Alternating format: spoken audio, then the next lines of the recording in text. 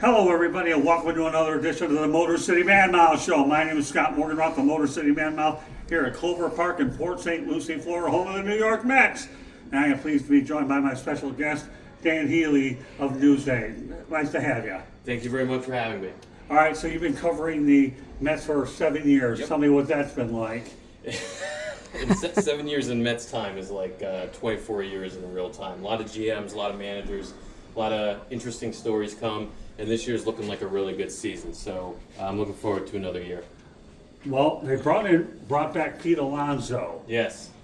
and he tested the open market, couldn't get what he's worth.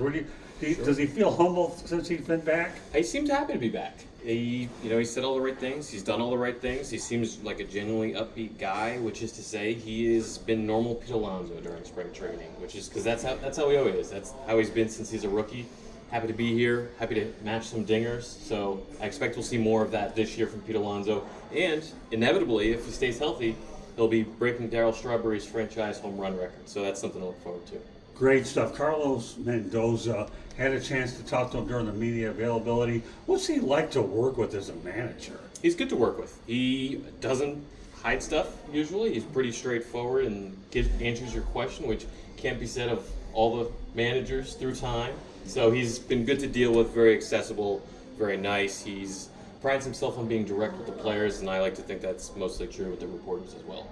Juan Soto, the addition for the Mets. Yes. Tell me, has that been a circus since he's been here? Circus is a good word for it. It's the Juan Soto show in so many ways. It is the biggest contract in the history of sports, the biggest acquisition in the history of the Mets.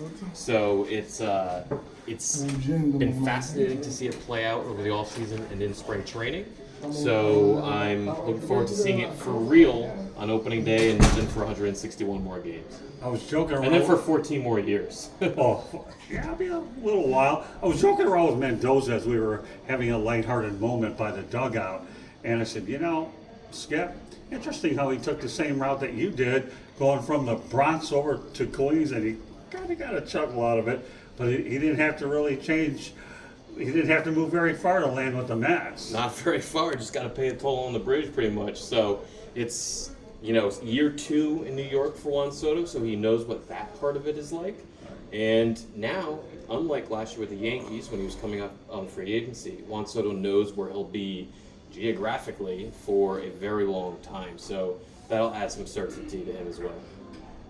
I know you don't cover the Yankees, but has he told you the reason why he opted not to go to the Yankees? I think there's a lot of reasons. Mets gave him more money, for example. That's most important. Right. He liked how they treated his family.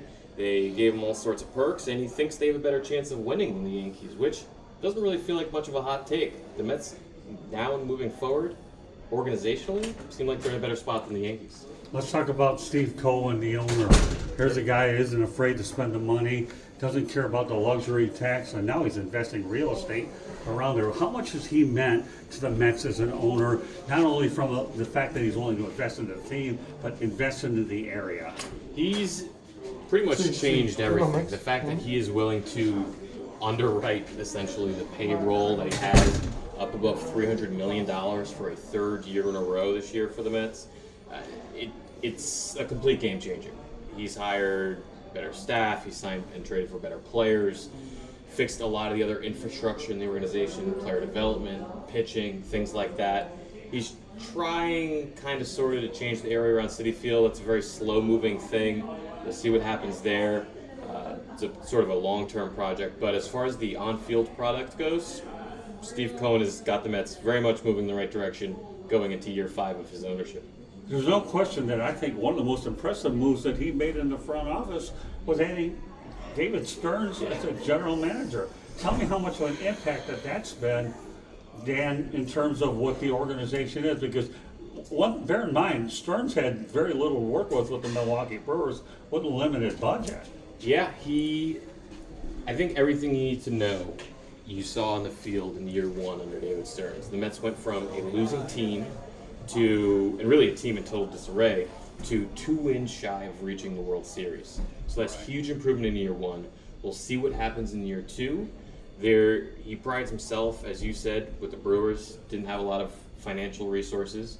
what the Mets heat does that allows them to get a guy like Sean Manaea, Juan Soto, Pete Alonso, guys he never would have signed with the Brewers, and make some of those shrewd, lower-cost moves like Jose Iglesias last year, maybe Griffin Canning this year, Clay Holmes, that's a big project. We'll see where that goes, his transition from the bullpen.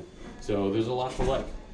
I talked to Skip, and you heard it earlier, about Brazoban and Starling Marte. Tell me what type of contributors that they're going to be.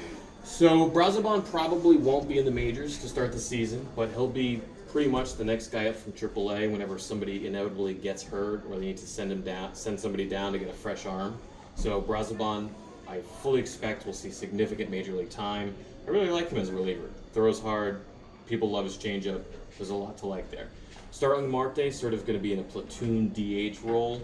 Jesse Winker will get most of those at-bats, and then Starling Marte will play against left-handers. So he's old now. Starling Marte has been around a long time. His knees aren't great, but he can still be valuable hitting lefties. Before Mendoza was hired, there was talk about Craig Counsell coming to the Mets. Sure.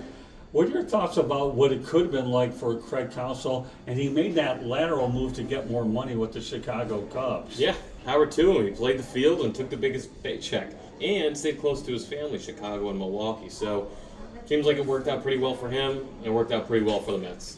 And we'll get you out on this note. So let's talk about the prospectus about what you can expect from the New York Mets. Because the one thing that the Mets won't have to worry about battling, I don't think, as much for the front pages, is the Yankees have been saddled by a ton of injuries. They really are. Yeah. So let me make this a two-part question. What are your thoughts about what you can expect from the Yankees, knowing that they're very injury-riddled? Giancarlo Stanton's going to be out for a while. Aaron Judge is all right. But that pitching staff is battered. And then the second part of that question is, let's talk about the New York Mets. Are they that much closer to making it to the Fall Classic? Well, the fun part is we get to see what happens the next 6 months. I think right now the Yankees are not in a good spot. As you said, a lot of injuries to the pitching staff, to Giancarlo Stanton. They entered the season with a ton of questions. I don't know if they're going to make the playoffs. That said, the American League is not strong. There's no obvious best team in the league or in the division. So the Yankees very much can be in the playoff picture. For the Mets, they have to be a playoff team. If you miss the playoffs when you cost $325 million of major league salary, that's a complete bust. So the pressure's on the Mets.